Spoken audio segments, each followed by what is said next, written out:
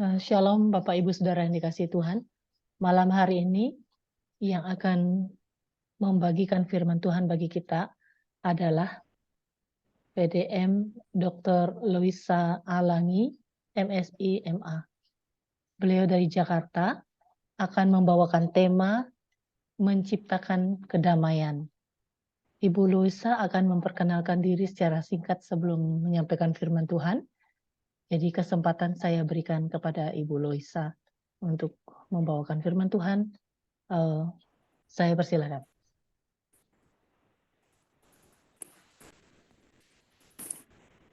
Ya, puji Tuhan. Terima kasih untuk kesempatan yang diberikan kepada saya. Iya, saya Luisa Langi, ya, profesi saya seorang dosen, dan juga dikasih kesempatan oleh Tuhan menjadi dokter dan melayani di GBI Hope Ujung Menteng. Dan saya juga bersyukur karena kesempatan yang Tuhan berikan kepada saya senang sekali belajar. Jadi destiny saya dari kecil,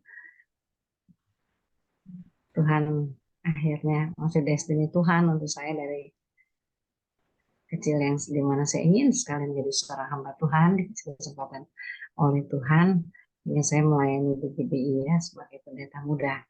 Dan ya, bonus terakhir yang paling menggembirakan saya juga adalah ketika Tuhan melengkapi saya dengan memberikan saya bonus, saya selesai dengan S3 saya. Ya, puji Tuhan, dan itu semuanya untuk melengkapi pelayanan. Saya percaya sekali lagi kita semuanya ada destiny Tuhan. Ya, dari kecil ketika kita ingin sekali menjadi seseorang, menjadi sesuatu, asalkan itu memuliakan Tuhan, pasti tercapai. Nah, dulu saya masih kecil, saya ingin sekali menjadi seorang pendeta. Dan ditanya karena apa menjadi seorang pendeta, saya jawab saya ingin melayani Tuhan di pelosok-pelosok. Ternyata Tuhan kabulkan ketika saya jadi dokter, bukan jadi pendeta. Nanti setelah 25 tahun baru saya menjadi sarjana teologi, lalu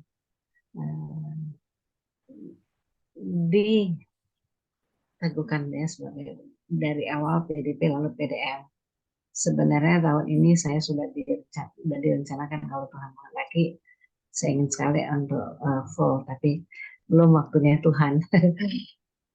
Ya, saya memiliki seorang suami dan seorang anak. Suami ganteng dan anak juga ganteng, seperti yang ada di foto itu ya. Nah, kami tinggal di Jakarta, saya di perumahan dosen UKI.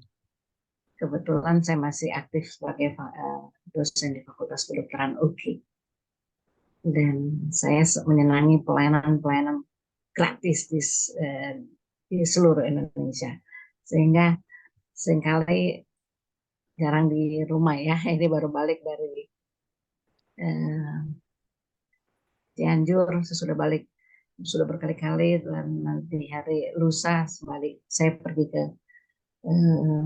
Pulau Seribu, dan Desember kemarin bolak-balik dari Papua Barat kemudian ke Cianjur berkali-kali yang pasca bencana, sampai teman-teman bilang begini, wah ini dokter spesialis Cianjur katanya.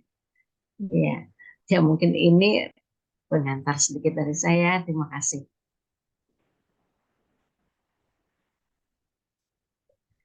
Nah, Bapak Ibu, perkenankan saya untuk share screen ya. Silakan, Dok. Ya, apakah sudah terlihat? Sudah. Oh baik, puji Tuhan. Ya, saya mulai. Saya diberikan kesempatan. Ya, malam ini kita membahas tentang menciptakan kedamaian. Nah, Bapak Ibu, kita membaca bersama di dalam 2 Korintus 5 ayat 17 sampai 20. Jadi, siapa yang ada di dalam Kristus, ia adalah ciptaan yang baru. Yang lama sudah berlalu, sesungguhnya yang baru sudah datang. Dan semuanya ini dari Allah, yang dengan perantaraan Kristus telah mendamaikan kita dengan dirinya, dan yang telah mempercayakan pelayanan pendamaian itu kepada kami. Sebab Allah mendamaikan dunia dengan dirinya oleh Kristus dengan tidak memperhitungkan pelanggaran mereka. Ia telah mempercayakan berita pendamaian itu kepada kami. Jadi kami ini adalah utusan-utusan Kristus. Seakan-akan Allah menasihati kamu dengan perantaraan kami. Dalam nama Kristus kami meminta kepadamu, berilah dirimu didamaikan dengan Allah. Demikianlah firman Tuhan. Terpujilah Kristus. Yang berbahagia mereka yang mendengarkan firman Tuhan dan yang melaksanakannya dalam kehidupan sehari-hari. Haleluya. Nah, Bapak Ibu, ini sedikit introduksinya. Di sini dikatakan yang menulis ini Rasul Paulus ya, ketika dia berada di Makedonia dan dia kirim ke jemaat di Korintus. Dan ketika itu jemaat meragukan kerasulan dari Paulus. Ada panjang lebar kita akan bahas juga Rasul Paulus ini, tapi ini dulu kita akan melihat dari pembacaan ini. Yang pertama kita lihat ada suatu proses perdamaian. Ya, bagaimana diciptakan Allah. Ya, kalau kita lihat di ayat awalnya, diciptakan Allah. Jadi manusia baru, namanya cipta. Dari manusia lama menjadi baru. Kalau cipta itu sesuatu yang mestinya menciptakan, seperti waktu itu Tuhan menciptakan Adam. Dengan tangannya dia bentuk dan akhirnya jadi. Nah, yang ini diciptakan sudah ada, tetapi dijadikan baru. Saya bilang, Tuhan, bisa ya Tuhan dijadikan baru. Artinya Tuhan menginginkan seutuhnya, ya, roh, jiwa, dan tubuh. Nah, nanti dialog untuk roh, jiwa, dan tubuh ini saya dulu sudah pernah saya bahas, atau kita sudah pernah waktu saya mendapatkan kesempatan tentang hati nurani ya. Jadi itulah yang Tuhan buat baru. Kenapa bisa? Ya, natur manusia yang menciptakan 3 ini, kenapa bisa? Jadi baru semuanya. Nanti kita lihat. Mudah-mudahan masih ingat waktu saya pernah menerangkan itu ya, bagaimana kalau neshama atau cangkang, kalau roh Tuhan itu sudah ada ketika kita lahir baru terima Yesus, berdamai dengan Tuhan, maka cangkang itu yang membungkus roh itu, kalau dia akan melekat juga kepada jiwa, dan jiwa ini mempengaruhi tubuh. Nah, gitu. Jadi baru semuanya. Wow. Dan ketika manusia, nah dalam hal ini di ayat ini dijelaskan bahwa manusia ini Paulus berdamai dengan Allah. Lalu Paulus bilang, nah kami sudah berdamai dengan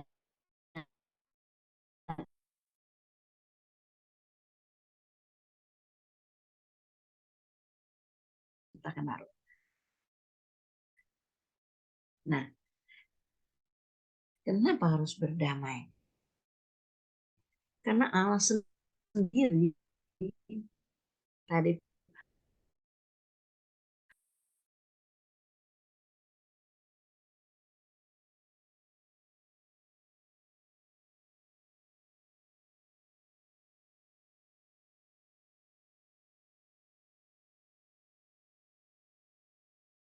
mereka merasakan ketika dosa datang, marah, mereka telanjang.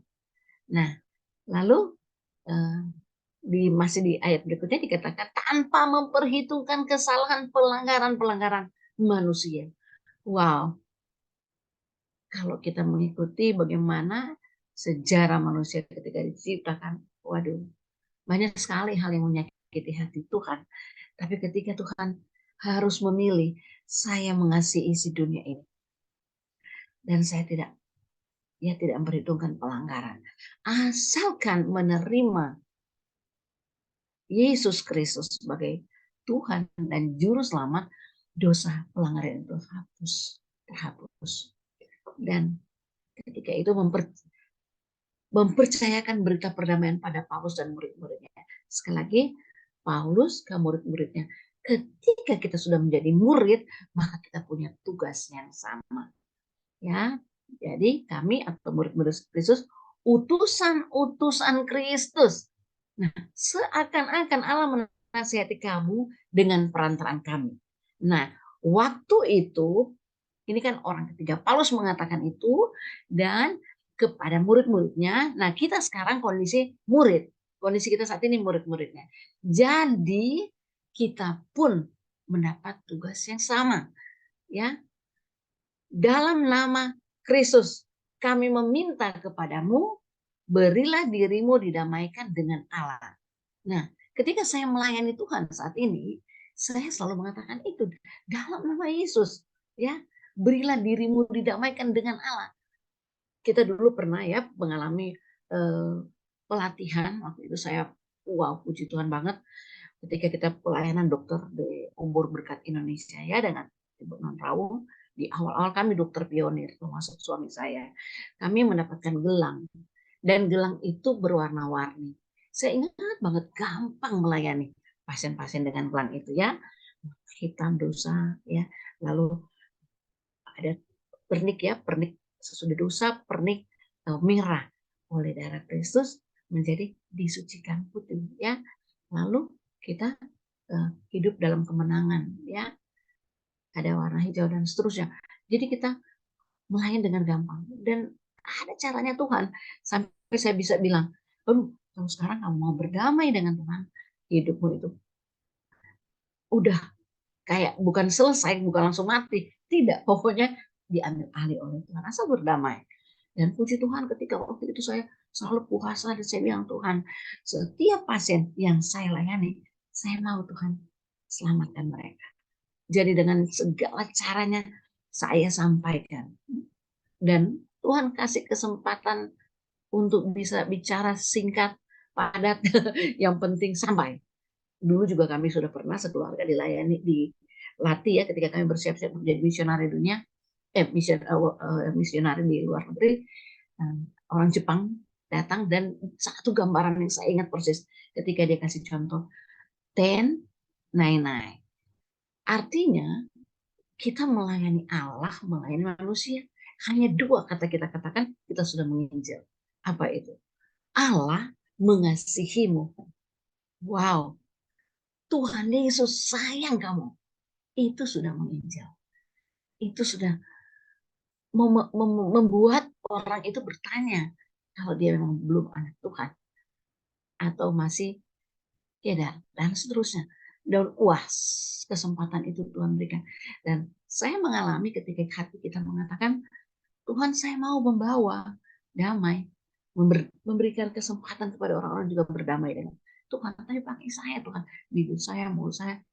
Nah, saya pernah saksikan mungkin ke Bapak Ibu ya, ketika setiap pasien yang saya tangani bisa ratusan setiap hari, kalau kita pelayanan di desa-desa ya, pertama kali setiap pasien saya pegang dan saya katakan, dalam nama Yesus sembuh, ya dalam doa saya, dan saya menyerahkan pasien ini kepada Tuhan.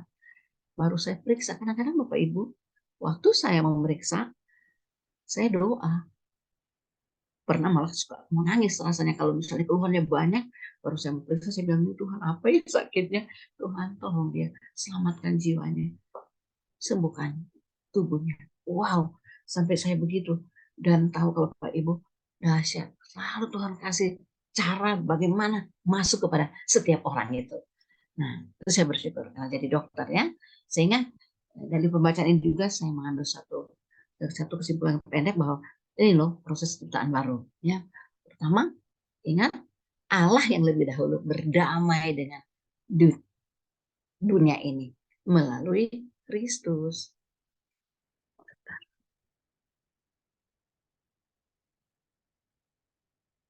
Oh, mohon maaf, saya haus banget karena tadi perjalanan habis ngajar ada tugas, tadi ada rapat dengan di kantor kementerian, pulang-pulang naik bis dan kalau dulu masih punya keberanian ya, di bis pun pokoknya orang samping kiri kanan itu kalau bisa kita katakan mau berdamai dengan Tuhan gitu. Nah, Bapak Ibu yang dikasihi Tuhan, mari kita lihat ini proses ciptaan baru yang dari bacaan kita tadi ya. Bagaimana sekali lagi Allah berdamai dengan dunia melalui Kristus. Itu inisiatornya adalah Allah sendiri, pencipta sendiri untuk berdamai. Baru yang kedua, murid-murid Kristus menerima jadi manusia baru. Ya, kalau murid-murid Kristus menerima Dia sebagai Tuhan dan Juru Selamat, berdamai, jadi manusia baru. Kalau sudah manusia baru menjadi alat. Jadi kita kalau sudah baru ya jadi alat perdamaian Allah. Untuk apa kita sebagai alat? Mencari jiwa. Kita mengalami perdamaian, maka kita punya beban mencari jiwa supaya bisa berdamai juga dengan Allah. Dengan cara melayani, membuat mereka menjadi ciptaan baru. Sepenuhnya terima Yesus. 100%-nya tubuh, jiwa, dan roh. Nah sekarang kita mulai yang tadi proses yang pertama ya. Ini yang saya dapat ya, artinya gini, ketika saya bilang, Tuhan apa yang harus saya sampaikan? Pertama saya ingin selalu Bapak Ibu yang dikasih Tuhan, sederhana, saya ingin Tuhan bicara dulu dengan saya dong. Apa pengalaman saya, apa yang saya alami, baru hatimu apa yang ingin kau sampaikan untuk jemaat. Dan saya jarang sekali ya Bapak Ibu mencari atau membuka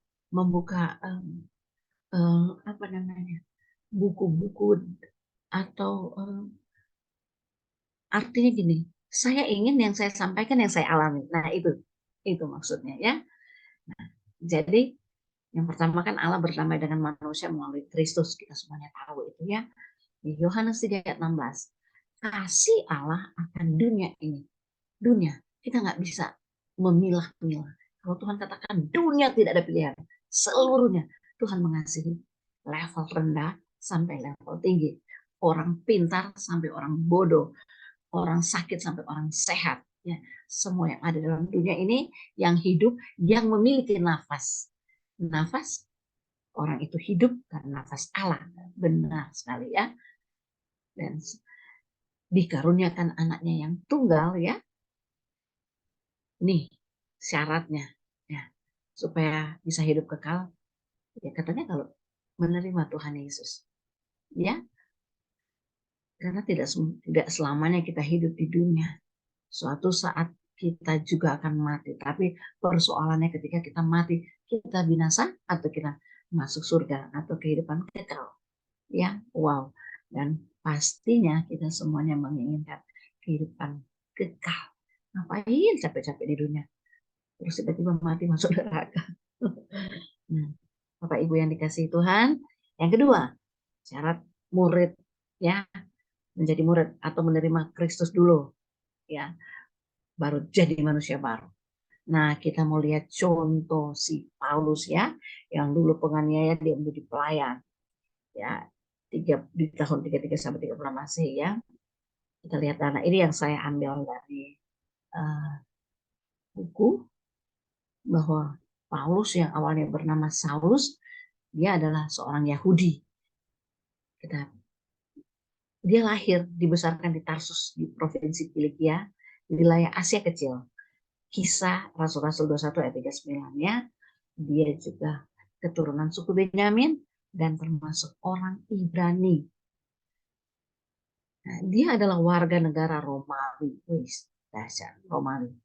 Jadi saya memang pengen banget, kita semuanya pasti sudah tahu ini, tapi kita ulang kembali. Kenapa Paulus sampai bisa berani mengatakan itu? Pasti ada sesuatu dalam dirinya. Sampai dia kayak dipakai Tuhan sampai segitu dahsyatnya ya. Mau bilang orang berdamai ya, harus dia hidup selama hampir 7 dekade yang penting sejak kelahiran Yesus. Dalam Alkitab dia digambarkan sebagai orang yang kecil. Nah, ini secara fisiknya memiliki kelemahan dalam penglihatannya. Ini loh Tuhan pilih manusia seperti ini ya. Galatia 4 ayat 15, 16, ayat 11. Dan tidak terlalu fasih dalam berbicara. Nah, itu dia. Ya di Korintus 10, 2 Korintus 10 ayat 10, 11 ayat 6. Ya mungkin kayak saya juga tidak terlalu fasih ya dulu-dulunya. Saya banyakkan pendiam. Nah, dalam sebuah buku berjudul Act of Paul, sosok Paulus digambarkan juga sebagai seorang laki-laki berperawakan kecil tapi kuat, sedikit botak, ya, dan dia berhitung kakak tua dan katanya memiliki kaki yang bengkok. Tapi perawakan Paulus ya belum ada data yang menyebutkan dengan pasti. Ya, kemudian ketika dia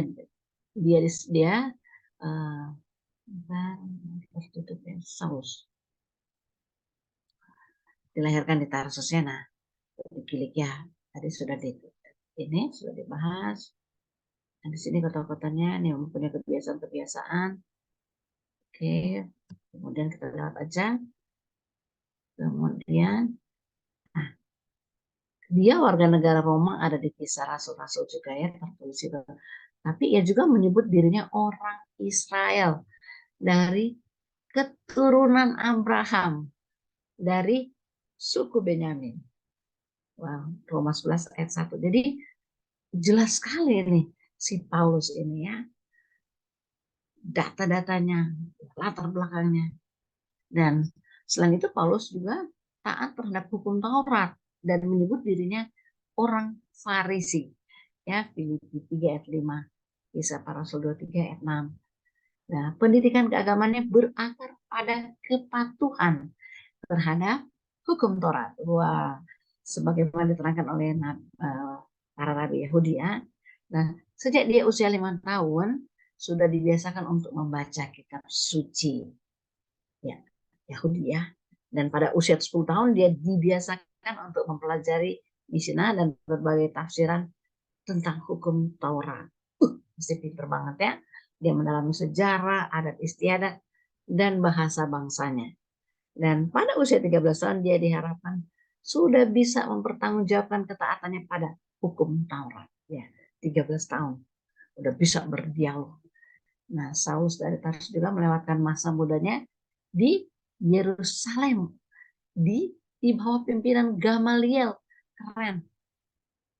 Ya, salah seorang rabi Yahudi yang sangat termasyhur.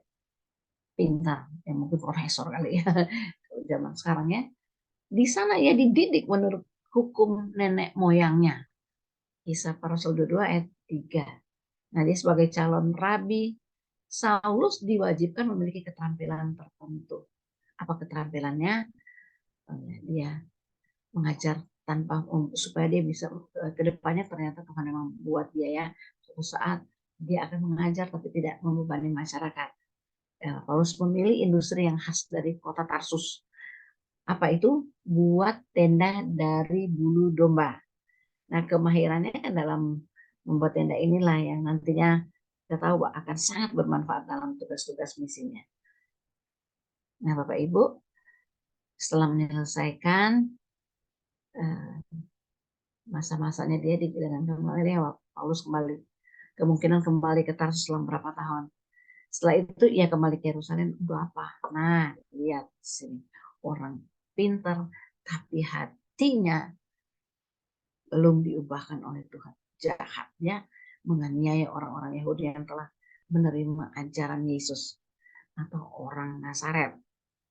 Nah, Paulus sendiri tidak pernah bisa melupakan apa yang pernah ia perbuat kepada orang-orang Yahudi yang telah menerima ajaran Yesus ya. Dia akui itu di 1 Korintus 15 ayat 9. Ya. Bahkan ia sendiri menjuluki dirinya sebagai penganiaya jemaat. Hanya iblis ya yang mampu untuk menyakiti, menganiaya ya. Wow. Filipi 36 ayat 1 ayat 13. dan orang yang paling berdosa, dia bilang begitu. Karena ia telah menganiaya Yesus dan para pengikutnya. Jadi kita tahu dulu Bapak dia bukan Bapak di sorga. Bapaknya bukan, ya berarti hanya dua kan, Bapak setan. Nah, dan saya membaca ini, saya percaya dulu dia memang betul-betul jahat banget ya. Tapi kok bisa ya Tuhan ubah? Bisa diciptakan jadi baru. Nah, ini pertobatan di jalan Damsyik. Nah, sekarang kita mulai baca aja di Alkitab supaya kita akan mengulang kembali sehingga kita merasa seolah-olah kita dibawa ke situasi ketika Paulus bertemu dengan Tuhan Yesus ya. Kita akan baca. Ini dia. Ini Paulus menulis dalam suratnya kepada jemaat di Galatia. Sebab kamu telah mendengar tentang hidupku dahulu dalam agama Yahudi. Tanpa batas aku menganiaya jemaat Allah dan berusaha membinasakannya. Dan di dalam agama Yahudi, aku jauh lebih maju dari teman yang sebaya dengan aku di antara bangsaku. Berarti dia sangat pintar, Bapak Ibu. Sebagai orang yang sangat rajin memelihara adat istiadat nenek moyangku. Oh, jangan tanya. Berarti dia semua ritual-ritual dia ikuti. Ya. Nah, itu di Galatia 1 ayat 13 sampai 14. Roma 11 ayat 13. Jadi awalnya ia seorang penganiaya orang, murid-murid Yesus, dan sesudah pengalamannya berjumpa dengan Yesus di jalan menuju kota Damaskus, dia berubah menjadi seorang pengikut Yesus. Jadi Paulus sekali lagi menyebut dirinya sebagai rasul bagi bangsa-bangsa non-Yahudi, yaitu bangsa Romawi kuno. Itu Roma 11 ayat 13. Nah, kita lanjut ada di sini. Nah, ini dia. Dalam perjalanannya ke Damsyik itu, ya, tiba-tiba cahaya memancar dari langit memenuhi dia. Ia rebah ke tanah dan kedengaran olehnya suatu suara yang berkata kepadanya, Saulus, Saulus, mengapa engkau menganiaya aku? Jawab Saulus, siapakah engkau Tuhan? Katanya, akulah Yesus yang kau aniaya itu. Nah, Bapak Ibu, sampai di sini kata-kata Yesus, akulah Yesus yang kau aniaya itu. Di sini saya mendapatkan satu arti yang sangat dalam. Ketika orang menganiaya kita, menyakiti kita, apalagi karena kita hidup di dalam Tuhan, melayani Dia, yang dianiaya adalah Tuhan Yesus sendiri. Ya. Ketika Paulus dituduh seperti itu, Bapak Ibu yang dikasihi Tuhan, ayat sebelumnya kan kita baca bahwa dia menyadari itu, dia mengatakan itu, ya, dia orang paling jahat, ya katakan, ya. Jadi waktu Yesus mengatakan itu, dia masih bertanya, mungkin dalam keadaan kondisi, aduh, saya kok melakukan semuanya itu dan ada yang menegur, ada yang mengatakan hal ini, yang sebelumnya dianggap itu normal-normal aja, ya. Tapi ketika Yesus katakan hanya dengan sepatah kata, akulah Yesus yang kau aniaya itu. Wow, tapi sesudah itu Paulus seperti dihibur oleh Tuhan dengan cara begini. Mungkin Paulus waktu itu mulai merasa bersalah. Dan harus seperti apa dia? Nah, tapi Tuhan meneruskan kalimatnya lagi. Tetapi bangunlah dan pergilah ke dalam kota. Di sana akan dikatakan kepadamu apa yang harus kau perbuat. Maka termangu-mangulah teman-temannya seperjalanan. Karena mereka memang mendengar suara itu. Tapi tidak melihat seorang juga pun. Itu saksi ya. Sengaja Tuhan bikin. Bisa aja semuanya Tuhan buat. Nggak usah dengar. Hanya Paulus. Tapi menjadi saksi bahwa Tuhan itu ada. Yesus hadir di tengah-tengah orang yang menyiksa atau di tengah-tengah orang yang mengalami penyiksaan. Ya, Tuhan hadir. Lalu respon Saulus, dia bangun, dia berdiri, lalu membuka matanya. Ini dia. Tetapi ia tidak dapat melihat apa.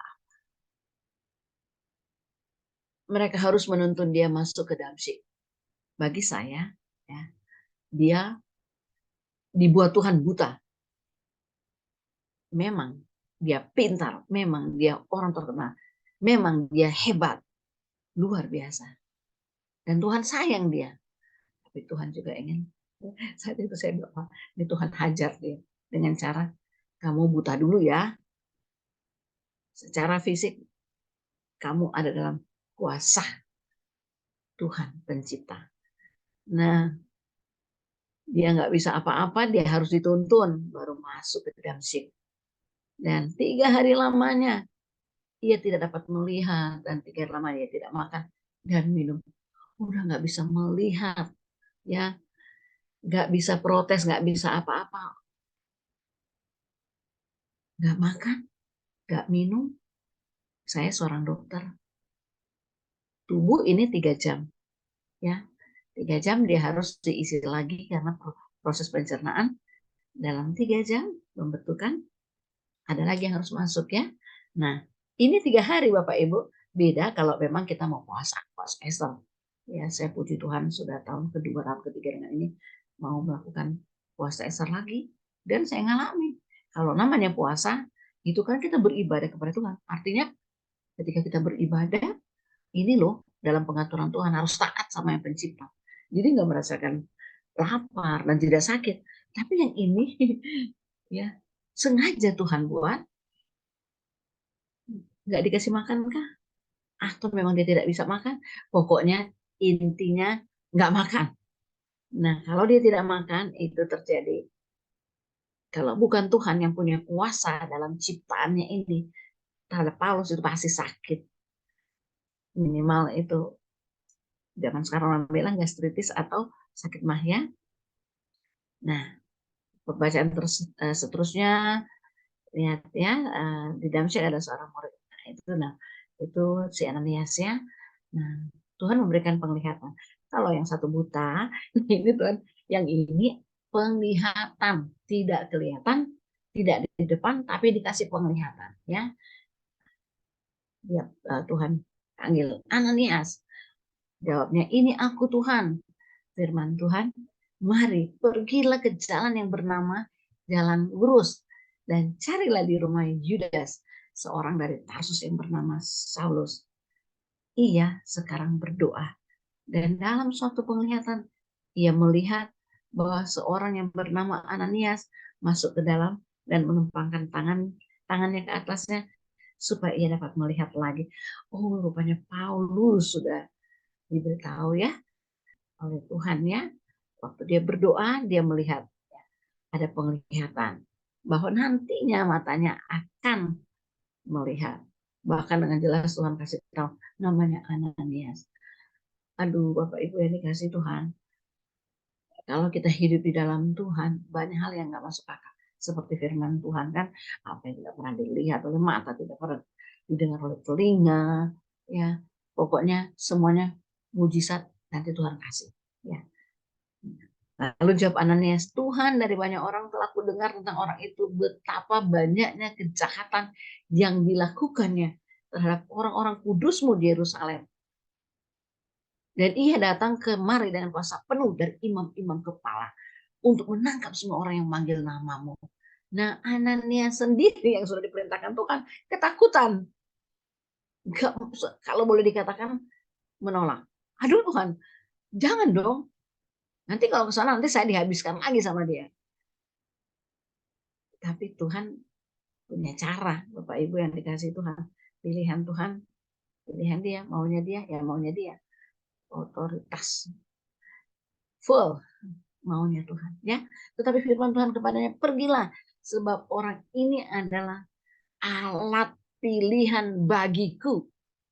Wow, orang jahat, ya, diubahkan oleh Tuhan, dipilih dan dimeteraikan. Untuk apa? Sampai Tuhan bilang, untuk memberitakan namaku kepada bangsa-bangsa lain, serta raja-raja dan orang-orang Israel. Aku sendiri akan menunjukkannya kepadanya. Betapa banyak penderitaan yang harus ia tanggung karena namaku. Nah, di sini Tuhan sudah mengatakan bahwa Tuhan pilih, Tuhan akan utus dia, walaupun Tuhan juga sudah kasih tahu ya, bahwa dia akan menderita, si Paulus akan menderita.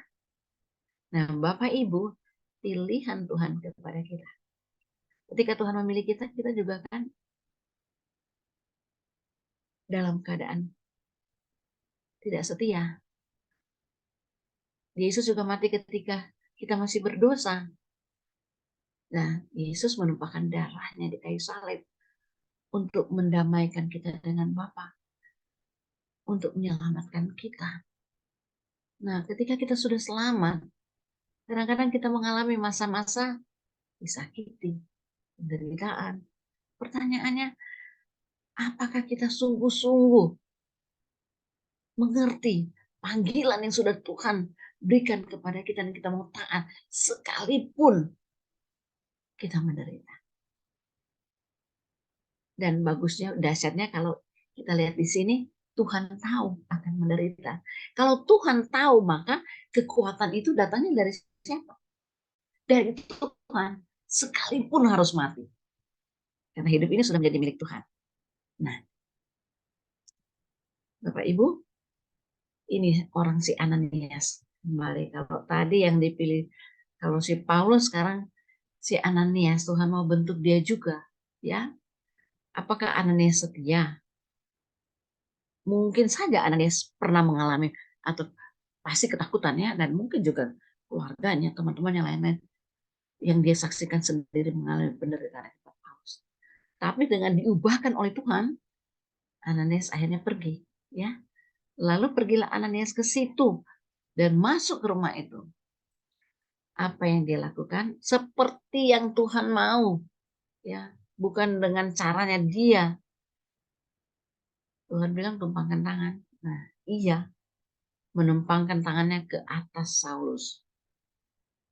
Katanya, Saulus, Saulus saudaraku, Tuhan Yesus yang telah menampakkan diri kepadamu di jalan yang engkau lalui, telah menyuruh aku kepadamu, supaya engkau dapat melihat lagi dan penuh dengan Roh Kudus. Wow, ini semuanya cara Tuhan, Bapak Ibu. Cara Tuhan. Si Ananias harus mengikuti apa maunya Tuhan. Dan kita melihat di sini, Ananias tak satu pun serong. Apa yang Tuhan mau, dia lakukan.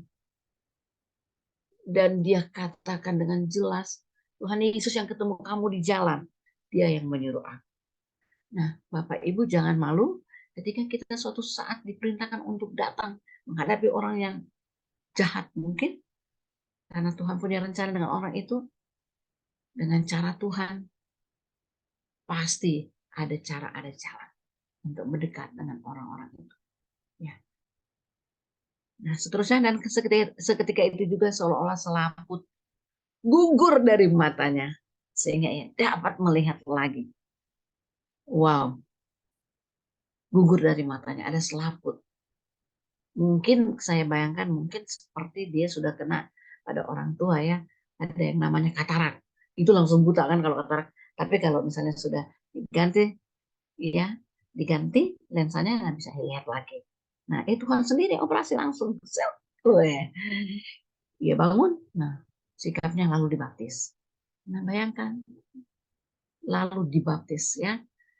Kalau dibaptis itu tentunya seperti yang kita tahu, ya, dibaptiso. Jadi dosa-dosanya juga harus ketika diselamkan, dosa-dosanya juga disucikan. Artinya masuk kita dalam air. Harus mengalami itu, ya. Dan pulihlah kekuatannya. Kan 3 hari tidak makan. Pasti dia sudah loyo, mungkin udah nggak bisa berdiri, ya. Nah, langsung pulih.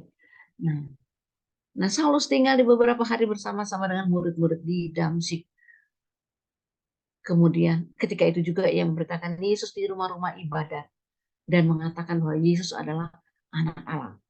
Proses yang dialami oleh Paulus sekali lagi ini bersifat ajaib, ya, sangat ajaib. Tetapi tak terbantahkan karena yang punya hidup, yang menciptakan Paulus itu sendiri, yang mau seperti itu. Bagi kita beda lagi mungkin, ya, pasti tidak sama dengan Paulus. Tetapi yang ingin saya sampaikan juga bahwa perubahan yang nyata-nyata terjadi adalah, ya, yang lama sudah berlalu, yang baru sudah ada, dan kita lihat kalau tadinya menganiaya, sekarang nggak ada, tiba-tiba Tuhan rubah dia untuk mulutnya dipakai untuk berbicara di rumah ibadat. Berarti Tuhan Yesus juga ajarkan ke dia pengalaman pengetahuan dia yang hebat dari Gamaliel, itu semuanya diubah oleh Tuhan. Ya, begitu juga dengan hidup kita ketika kita diubahkan, tadinya kita nggak bisa apa-apa, atau kita mungkin seseorang yang menjadi bahan ejekan di masyarakat dan lain-lain. Tapi kalau kita memiliki Tuhan, jangan pernah menganggap diri kita kecil di hadapan orang. Kita ini sudah ditebus dengan darah Kristus. Kita diubahkan, ya. Nah, Bapak Ibu, Galatia 1. Ia yang telah memilih aku sejak kandungan ibuku dan memanggil aku oleh kasih karunia-Nya, berkenan menyatakan anaknya di dalam aku, supaya aku memberitakan dia di antara bangsa-bangsa bukan Yahudi. Wow, kata-kata ini Paulus bisa katakan. Ya, dia baru bertobat. Dia belum lama, tapi dia bisa mengatakan ini bahwa Yesus telah memilih sejak dari kandungan ibunya. Dia dipanggil, ya, sesudah dewasa karena kasih karunia. Kalau Tuhan tidak berkenan, ya nggak bisa. Ya, nah Bapak Ibu, dan dia dipanggil, ya, untuk keluar, untuk bisa menolong, mendamaikan orang-orang bangsa-bangsa yang bukan Yahudi. Ya. Nah, sekarang tadi dalam proses itu 3 manusia baru menjadi alat pendamaian Allah, ya. Nah, tadi kita sudah bahas panjang lebar bagaimana Paulus akhirnya dia melayani, mengikuti apa kata firman Tuhan, ya, Asia dan seterusnya, bahkan dunia bisa, ya. Yang 4, dampaknya kita yang sudah menerima Kristus, ya. Kita sekarang, ya, karena buah-buah dari pelayanan murid-murid yang dulu sampai saat ini. Nah, kita sekarang ayo sudah menjadi murid. Mari kita cari jiwa juga, ya, berdamai dengan Allah, menjadi ciptaan yang baru, ya. Seperti Matius 28 ayat 18 sampai 20. Ya, sekali lagi menjadi ciptaan baru. Artinya yang lama sudah berlalu. Tadinya saya mau kasih gambar di sini, lupa saya taruh, ya. Kehidupan yang mengikuti kata dunia, keinginan dunia, ya, nggak lagi. Sekarang yang baru, apa itu? Mendamaikan manusia-manusia dengan Bapa kita. Membawa jiwa-jiwa ini kepada pencipta, pada Tuhan Yesus. Seperti yang kita alami. Ya. Nah, Bapak Ibu, ini saya tulis. Kita mungkin kita bisa membayangkannya, kita punya banyak kesaksian dalam keluarga, dalam pekerjaan, dalam pelayanan, bagaimana dahsyatnya Tuhan memanggil kita, ya. Tetapi kita tetap bertahan, tetap setia, dan menjadi pendamai di tengah-tengah situasi yang buruk sekalipun. Ya, saya mengalami banyak sekali peristiwa dalam keluarga. Wow, baik keluarga jauh maupun keluarga dekat, orang terdekat, menyakiti kita. Waduh, Bapak Ibu, air mata tumpah. Tapi sekarang berbeda. Bukan untuk disaksikan oleh dunia, bukan untuk minta belas kasihan dunia. Tidak. Kita bawa pada Tuhan. Saya alami. Nangis aja di kaki Tuhan.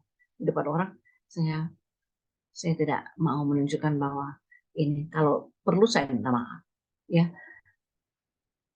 Dan saya mengalami kok saat-saat bagaimana kritis dalam kehidupan ini. Ketika kita memiliki Kristus. Christ enough for me. Masa bodoh. Kalian membuat apa dengan saya? Kira-kira gitu. Ya. Kemudian dalam pekerjaan, Waduh, Bapak Ibu, saya mengalami masa-masa menjadi seorang pemimpin, lalu dibanting, diangkat, dibanting. Dan di saat-saat terakhir ya, saya menjadi seorang pimpinan, berkali-kali saya dikatakan begini, saya turunkan kamu. Waduh, Bapak Ibu, kata-kata itu dipermalukan intinya ya. Tetapi kehidupan yang sudah Tuhan berikan pada saya, kehidupan baru, saya tidak, saya sakit hati memang, sedih, nangis, bawa ke Tuhan. Namun saya tetap tidak mau membenci. Ya, walaupun saya sedih, saya bilang sama Tuhan. Sampai pada klimaks saya pernah mengatakan begini. Saking saya nggak tahan, saya bilang ini, baik, baik kalian mengatakan seperti itu, saya bawa ini perkara ini di hadapan Tuhan dan saya akan nangis di depan mereka. Ya, dan memang harus seperti itu. Artinya kita nggak boleh membalas, kita harus menjadi pembawa damai. Tidak boleh, karena memang Tuhan bilang kan, akulah yang menuntut pembalasan. Aku hakim yang adil. Ya udah, saya pernah juga mengalami, saya mau menuntut sesuatu yang bukan kesalahan saya, tapi dibuat saya seolah mengalami itu sampai saya datang, Bapak Ibu, ke konsultasi di biro apa namanya, bantuan hukum. Saya bilang ini, wah, lalu pada saat itu saya dikatakan begini, waduh dok, kalau dokter mau tuntut ini semuanya habis ini, karena ini semuanya melanggar aturan gini-gini semuanya. Tetapi pada satu titik ketika sudah mau diproses, saya diminta oleh si Allah. Bahkan saat itu diumil, dimarahin habis saya dan dituntut supaya menarik semua kesaksian apa yang saya buat. Tiba-tiba Roh Tuhan menyadarkan saya seperti ini. Memang saya mau nangis ya, tapi saya tahan. Menyadarkan saya seperti ini. Iya, kamu akan menang. Tapi suatu saat orang tidak mengatakan, orang akan tahu, tercatat bahwa pernah terjadi peristiwa begini. Tapi orang tidak tahu, tidak akan memberikan bahwa kamu itu sebenarnya kamu yang benar. Yang ada adalah bahwa ini semuanya terjadi begini. Berikutnya, bukan damai, tapi kebencian. Kenapa? Padahal orang sudah benci saya, terus saya ceritakan lagi kebencian yang lebih parah. Seperti itu. Wah, dengan tenangnya saya bilang, baik, saya akan tarik semua tuntutan saya. Ya, tarik Bapak Ibu yang dikasih Tuhan. Dan kembali, waktu itu saya bilang, baik Tuhan, saya serahkan perkara ini di hadapan Engkau. Kaki salib. Saya nangis. Sampai nggak bisa tidur. Yes. Besoknya saya harus ngajar, tapi saya tetap tegar. Nggak orang lihat bahwa sebenarnya dalam keadaan stres, kata dunia stres. Tapi mereka nggak tahu. Saya nangis karena punya Tuhan, nangis sama Tuhan, ya. Dalam pelayanan, Bapak Ibu yang sering menipu saya orang pelayanan, apakah saya ngamuk marah? Enggak. Dalam pelayanan pun kami mengalami masa ketika suami dalam keadaan sakit berat. Kami harus, waktu itu suami kan gagal ginjal ya, harus operasi ke Cungkok, jual rumah. Tiba-tiba sakit lagi, belum bawa ke sauna karena nggak bisa dioperasi sana waktu itu acara Anda apa Olimpiade, jadi nggak bisa dibawa ke sana, nggak bisa. Akhirnya di Indonesia dan dia berkali-kali masuk rumah sakit kan, tapi kami masih memiliki dana kurang lebih 650 juta. Ini diminta sebentar. Sebentar, saya sedang khotbah. Nanti saya baik, baik, baik. Nanti saya ke sana bentar ya, 5 menit lagi. 5 menit. Nah, jadi kurang lebih setengah M lebih, 650 juta belum yang lain-lain. Tiba-tiba orangnya pergi kabur. Nah, ini saya tidak mau lagi mengatakan hal ini. Tapi apakah kami memang awalnya keluarga yang sedih banget. Tetapi Bapak Ibu yang dikasih Tuhan, Tuhan hibur. Ya. Nah, Roma 12 ayat 18 mengatakan, sedapat-dapatnya bila hal itu bergantung padamu, hiduplah berdamai dengan semua orang. Ciptaan baru senang berdamai. Dan itu kita diubahkan oleh Tuhan. Makanya kita menjadi seorang yang hidup membawa damai di mana saja. Amin. Kita berdoa.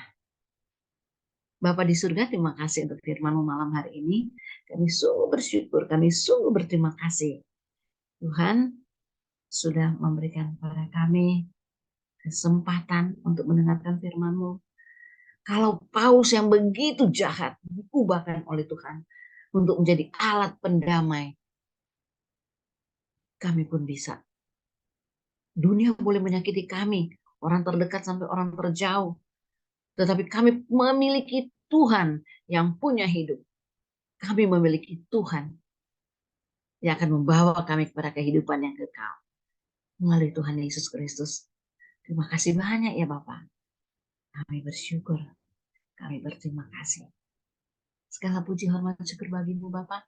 Menteraikanlah firman dalam hati kami dengan kuasa darah-Mu yang kudus. Kami tidak izinkan dirampas oleh si jahat. Dalam nama Tuhan Yesus Kristus. Haleluya. Amin. Amin. Terima kasih. Tuhan Yesus memberkati. Puji Tuhan. Terima kasih.